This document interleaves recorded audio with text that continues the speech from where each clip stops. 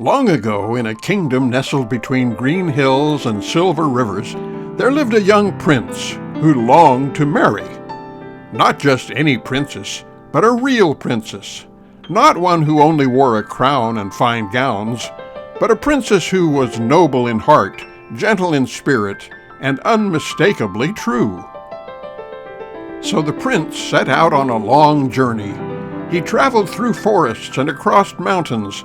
He dined in marble halls with lords and ladies, and met many young women who called themselves princesses, but in every case, something felt off. One laughed too loudly at nothing.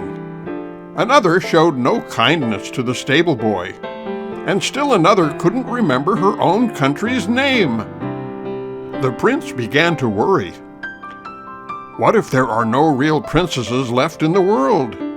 He sighed. After many months, the prince returned home, weary and disappointed.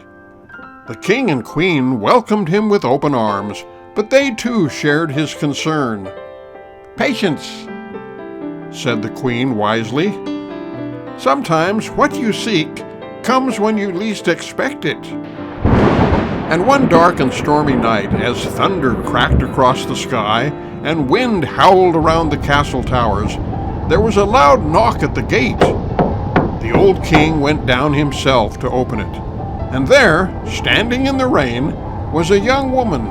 Her cloak was soaked through, her shoes squelched with water, and her hair clung to her face.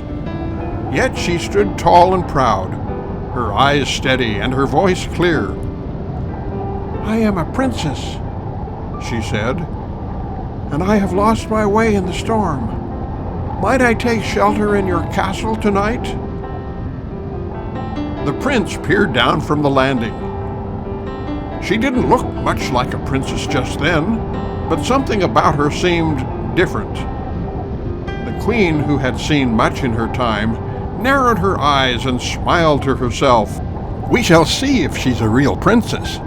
The queen led the young woman upstairs to a grand guest chamber, but before the princess could rest, the queen gave secret instructions to the maids.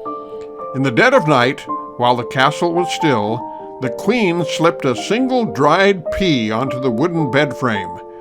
Then, with great care, she ordered 20 soft mattresses stacked on top, and on those she placed 20 more feather beds, each fluffier than the last. The princess, grateful for warmth and shelter, thanked them all and climbed the towering bed with the help of a stepladder. She nestled in and tried to sleep. But the night passed slowly. The wind died down, the rain stopped, and silence fell. But the princess tossed and turned. She couldn't get comfortable. Something hard and sharp pressed into her back, no matter which way she lay. She hardly slept a wink. In the morning, the queen came in with a gentle smile. "Good morning, my dear child. How did you sleep?" "Oh, your majesty," said the princess, rubbing her eyes, "I'm afraid I didn't sleep at all. There was something in the bed, something small, I think. But it bruised me terribly. I'm sore all over." The queen's eyes twinkled. "Just as I thought," she whispered.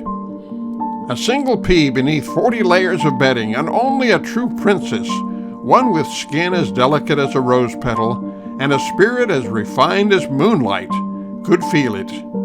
The heart of the prince leaped. "She is a real princess," he exclaimed. And now that he knew for certain, he asked for her hand in marriage.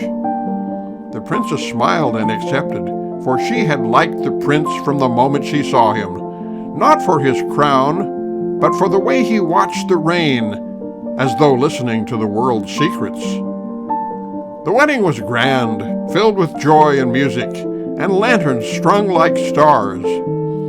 As for the pea, it was carefully placed in a glass case in the Royal Museum with a plaque that read, "The smallest test of the greatest truth."